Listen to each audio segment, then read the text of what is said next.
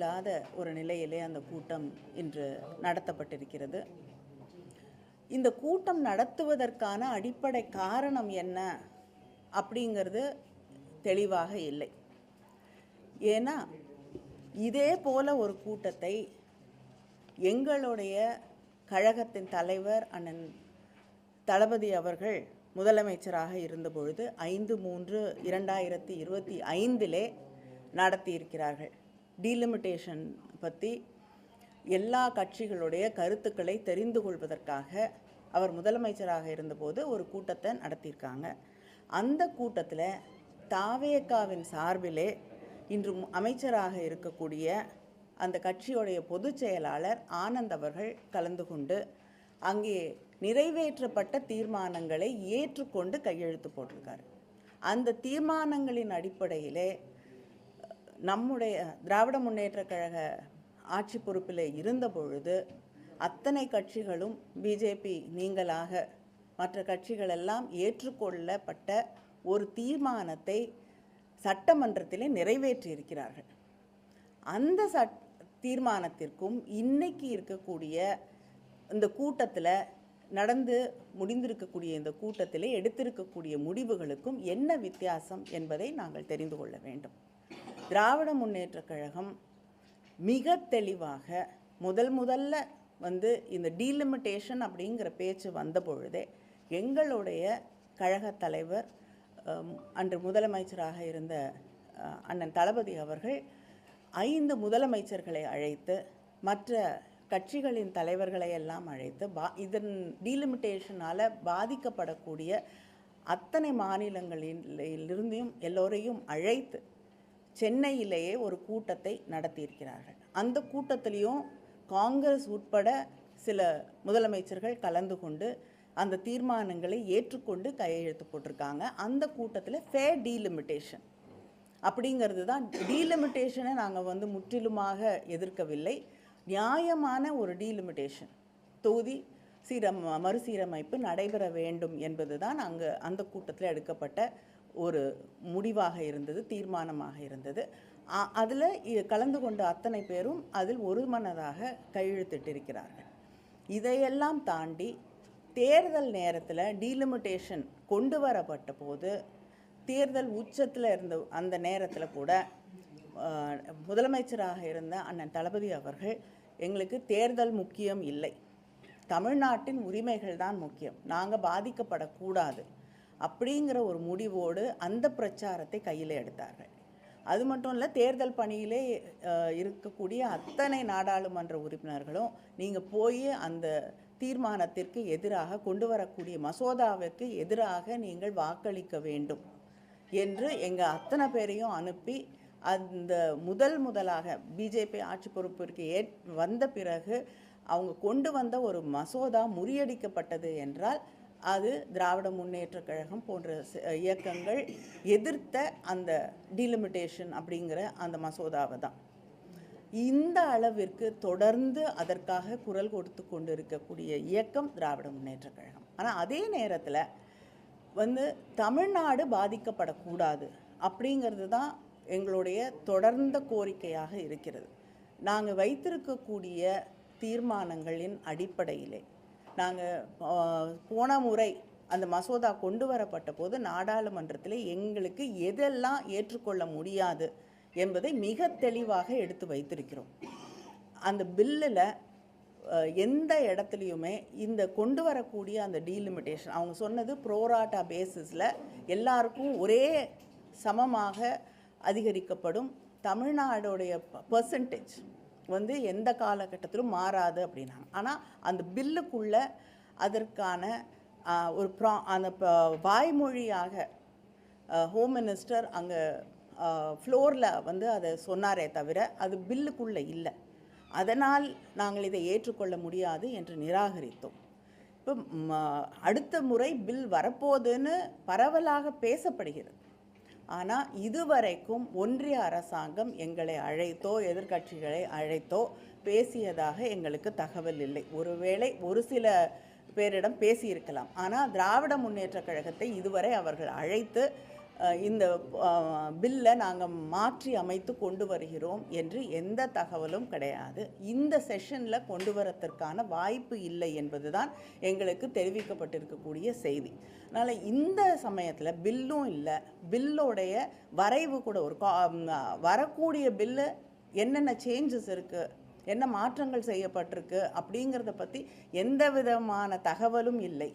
பில்லோட copy circulate பண்ணப்படலை. அப்படி இருக்கும் பொழுது பழைய பில்லுக்கும் இங்கே இப்போ புதுசாக வரும் என்று நாம் நினைக்கக்கூடிய பில்லுக்கும் என்ன பெரிய மாற்றம் இருக்க முடியும்? இதற்காக இந்த கூட்டம் கூட்டப்பட்டு யார் அந்த கூட்டத்திற்கு பின்னணியிலே இருக்கிறார்கள், யார் இவர்களை இந்த அரசாங்கத்தை இயக்கி கொண்டிருக்கிறார்கள், அதை தாண்டி ஒரு கூட்டம் நடத்தணும்னா ஒரு அரசாங்கம் கட்சி தலைமைக்குத்தான் கடிதம் எழுத வேண்டும். ஆனால் சீஃப் செக்ரட்டரி இண்டிவிஜுவல் எம்பிஸ்க்கு கடிதத்தை அனுப்புகிறார்.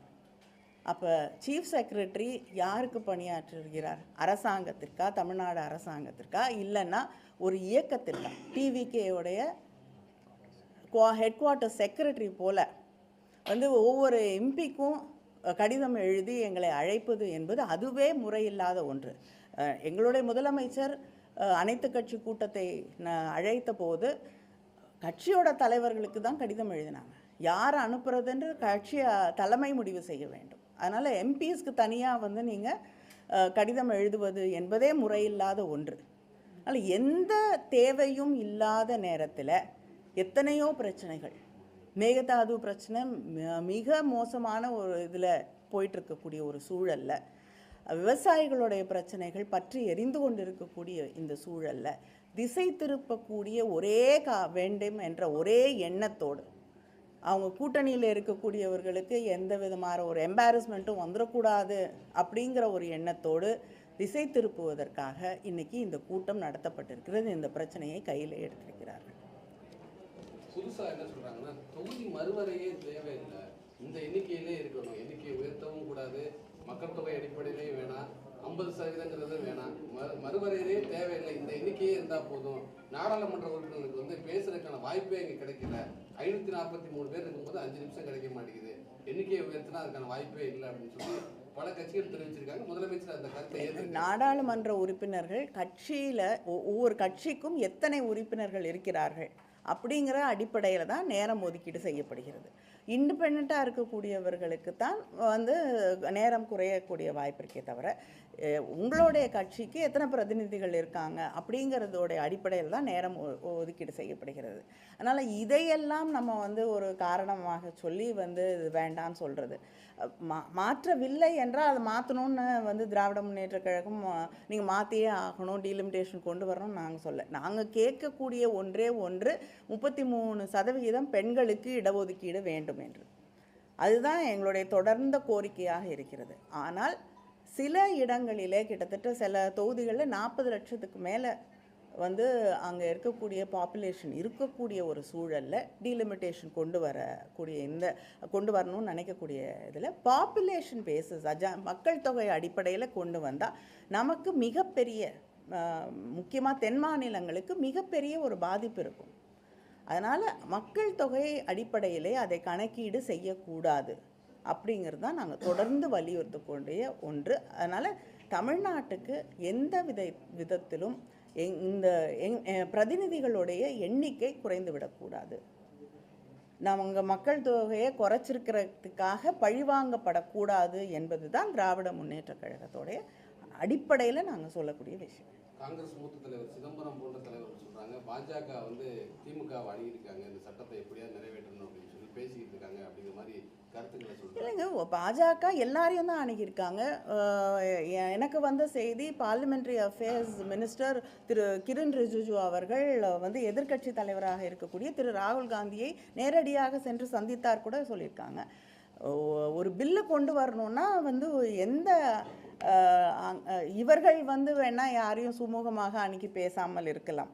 ஆனால் பொதுவாக நாடாளுமன்றத்தில் ஒரு பில் கொண்டு வரணும்னா எல்லா தலைவர்களையும் அழைத்து பேசுவார்கள். ஆனால் இந்த போன தடவை தோற்கடிக்கப்பட்ட பில் இப்போ மறுபடியும் கொண்டு வர போகிறோம், அதனால் அதை பற்றி நாங்கள் பேச வேண்டும் என்று திராவிட முன்னேற்ற கழகத்தை இதுவரை யாரும் அழைத்து பேசவில்லை. திமுக போராட்டத்துக்கு பின்னாடி சீட்டு மொத்தமாக 60 சீட்டாக உயர்கிறது அப்படின்னு ஒரு செய்தி இருக்குது. இது வந்து திமுக கிட்ட வெற்றியா, ஃபேர் டீலிமினேஷனுக்கு ஒரு ஆதரவான ஒரு நிலையா? நிச்சயமாக வந்து நம்ம எந்த விதத்திலையும் பாதிக்கப்படாமல், இப்பொழுது இருக்கக்கூடிய சதவிகிதம் குறைக்கப்படாமல், நம்முடைய எம்பிஸோடைய எண்ணிக்கை அதிகரிக்கப்படும் என்றால், தொடர்ந்து எங்களுடைய தலைவரும் திராவிட முன்னேற்றக் கழகமும் இதற்காக நாங்கள் போராடி கொண்டிருக்கிறோம், வாதாடி கொண்டிருக்கிறோம். திரு ராகுல் காந்தி அவர்கள் வந்து இதை வந்து நேரடியாகவோ அல்லது மறைமுகமாகவோ ஆதரித்தால் அது எட்டப்பன் வேலை அப்படின்னு குறிப்பிடுறாங்க. அதே மாதிரி பிரவீன் சக்கரவர்த்தி வந்து இல்லைங்க, இல்லை வந்து யார் எட்டப்பர்கள் யார் எட்டப்பர்கள் இல்லைன்னு தேர்தல் முடிவுக்கு பிறகு யார் யார் எப்படி நடந்துக்கிட்டாங்கங்கிறத பார்த்து மக்களுக்கு மிக தெளிவாக தெரியும். அதனால் யார் எட்டப்பர்கள்னு தமிழ்நாட்டு மக்களுக்கு தெரியும். யார் முதுகில் குத்தியவர்கள், யார் வந்து நேர்மையாக மக்களோடு அரசியல் செய்கிறார்கள்னு தமிழ்நாட்டு மக்களுக்கு தெரியும். இன்றைய கூட்டத்தில் வந்து திமுகவும் பங்கேற்கல, அதிமுகவும் பங்கேற்கல. இது ஒரு புதிய நட்பு இருக்குன்னு சொல்லி அமைச்சர் ராஜ்மோகன் விமர்சிக்கிறார். திமுகவுக்கு அதிமுக இடையே ஒரு புதிய நட்பு இல்லைங்க. திராவிட முன்னேற்ற கழகமும் அதிமுகவும் மேகதாது விஷயத்துலையும் ஒரு மித்த கருத்து தான் கொண்டு இருக்கோம். பல நேரங்களில் ஒரே விஷயத்த ஒன்றா கூட போய் நாங்கள் வந்து அங்கே ரெப்ரசன்ட் பண்ணியிருக்கோம். அதனால் இது வந்து புதுசான ஒரு விஷயம் அப்படின்றது, இவங்க புதுசாக ஆட்சி பொறுப்பிற்கு வந்திருக்கிறாங்க, இவங்க புதுசாக அரசியலுக்கு வந்திருக்கிறதுனால காலம் காலமாக நடந்து கொண்டு இருக்கக்கூடிய பல விஷயங்கள் இவங்களுக்கு தெரியலங்கிறதுக்காக இதுவரை நடக்காத ஒன்று இல்லை. அதனால் இப்பொழுது கூட இன்று ஆட்சி பொறுப்பில் இருக்கக்கூடிய தாவேகா எல்லா எதிர்கட்சி தலைவர்களையோ இல்லைன்னா அவங்களோட கட்சிகளுடைய ரெப்ரசன்டேட்டிவ்ஸையோ அழைச்சிட்டு போய் அங்கே இருக்கக்கூடிய நீர்வளத்துறை அமைச்சரையோ அல்லது மற்ற அமைச்சர்களையோ சந்தித்து இந்த மேகதாடு பிரச்சனையை பற்றி அவர்களிடம் எடுத்து சொல்லுவது என்றால் நிச்சயமாக திராவிட முன்னேற்ற கழகமும் அவர்களோடு செல்ல தயாராக இருக்கிறோம்.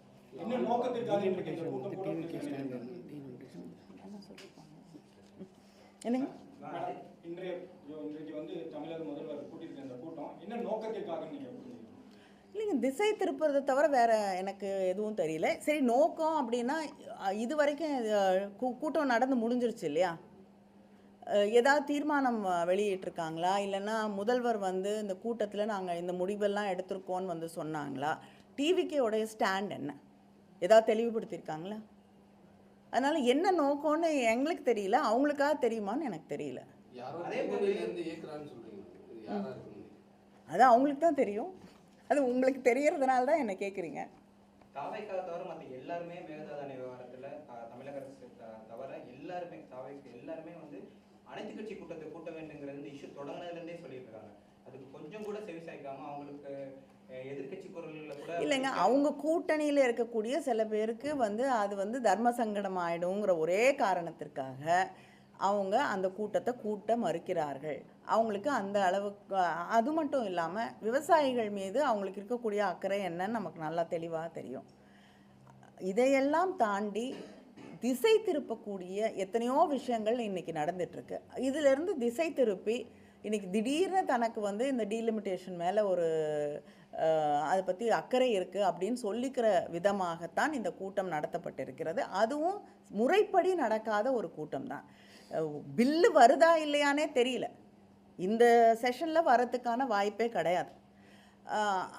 பில்லு வருதான்னு தெரில. அந்த புதிய பில்லு என்னன்னு யாருக்குமே தெரியாது. அதில் என்ன இருக்குங்கிறது அது தெரிஞ்ச பிறகு தான் அதை நம்ம ஏற்றுக்கிறோமா, எதுக்குறோமா, நிராகரிக்க போகிறோமா அப்படின்னு அதை பற்றி நம்ம விவாதிக்க முடியும். நம்மளுடைய பார்ட்டி ஸ்டாண்ட் என்ன அதை பற்றி அப்படிங்கிறது, அந்த பில் என்னன்னு தெரிஞ்சால் தான் நம்ம முடிவு பண்ண முடியும். அப்படி இருக்கக்கூடிய ஒரு சூழலில் யாருக்குமே அது என்னன்னே தெரியாத ஒரு இதில் நம்ம அதை பற்றி விவாதித்து என்ன பயன் இருக்க முடியும்? தொகுதி மறுவரை தொடர்பாக வரும் சட்டமன்ற இந்த கூட்டத்தொடர்லேயே வந்து சட்டமன்றத்தில் ஒரு தீர்மானம் நிறைவேற்றப்படுறதா சொல்றாங்க. தொகுதி மறுவரையே தேவையில்லை அப்படின்னு. இல்லை, திமுக நிலைப்பாடு என்னவா இருக்கு? இல்லைங்க, இதுக்கு முன்னாடி கட்சிகள் வந்து ஆட்சி பொறுப்பில் இருக்கிறது மாறலாம். ஆனால் வந்து திராவிட முன்னேற்ற கழகம் ஆட்சி பொறுப்பில் இருந்த பொழுது தமிழக அரசு ஒரு தீர்மானத்தை கொண்டு வருகிறது, அது நிறைவேற்றப்படுகிறது. பல கட்சிகளுடைய ஆதரவோடு தான் அந்த தீர்மானம் நிறைவேற்றப்படுகிறது. அதுக்கு முன்னாடி நடந்த அனைத்து கட்சி கூட்டத்தில் தாவேகாலிருந்து வந்து கலந்து கொண்ட திரு ஆனந்த் அவர்கள் அந்த தீர்மானங்களை ஏற்றுக்கொண்டு கையெழுத்து போட்டிருக்கிறார். இப்பொழுது புதுசாக ஒரு தீர்மானம், பழைய தீர்மானம் இருக்குது, அந்த தீர்மானம் இருக்கும் பொழுது புதிதாக ஒரு தீர்மானம் கொண்டு வந்தால் அந்த தீர்மானத்தை நீங்கள் நிராகரிக்கிறீங்களா, அந்த தீர்மானத்தை எதிர்க்கிறீங்களா? எதற்காக ஒரு புதிய தீர்மானம், ஒரு தீர்மானம் கொண்டு வரப்பட்ட தீர்மானத்தை தாண்டி இன்னொரு தீர்மானம் கொண்டு வரணும்னா அதற்கும் இதற்கும் என்ன வித்தியாசம்? என்ன மாற்றிக்கிறீங்க? உங்களுடைய ஸ்டாண்டில் என்ன மாறுறீங்க? அது நீங்கள் தான் சொல்லணும். தொகுதி மறுவரையே தேவையில்லைங்கிற மாதிரி தீர்மானம் இல்லைங்க, போன தடவை கையெழுத்து போட்டீங்க, இந்த தடவை வேண்டான்னு சொல்கிறீங்கன்னா அதற்கான காரணங்கள் என்னன்னு நீங்கள் சொல்லணும். காங்கிரஸோட பிரவீன் சக்கரவர்த்தி வந்து இன்னைக்கு கேட்டுட்டாரு, இந்த கூட்டத்தில் நீங்க கலந்துக்காத வந்து பாஜக மீது பயமா அப்படின்னு கேட்டுருக்காரு பிரவீன் சக்கரவர்த்தி எம்பி. அவரே சொல்றாரு ஆல் பார்ட்டி மீட்டிங் அப்படின்னாலே திமுக தான் எப்பயுமே. இல்லைங்க, தேர்தல் நேரத்தில் திமுகவும் காங்கிரஸும் ஒன்றா போகக்கூடாது அப்படின்னு நினைத்த சில பேர் வந்து யாருக்காக அதையெல்லாம் செய்தார்கள் என்ற கேள்விகள் இன்னும் வந்து இருக்கத்தான் செய்து. அதற்கான பதில்கள் இன்னும் கிடைக்கல. அவங்களெல்லாம் யார் இயக்குனாங்கன்னு தெரிஞ்சால் நாங்கள் பதில் சொல்ல முடியும். காங்கிரஸுக்காக இந்த கூட்டத்தை நடத்திருக்காங்க மேடம். தொகுதி மறுவரை கூட்டங்கிறது காங்கிரஸோட அழுத்தத்தினால நடத்திருக்கேன். நீங்கள் அவங்கள தான் கேட்கணும், ஆனால் அவங்க பதில் சொல்ல மாட்டாங்க.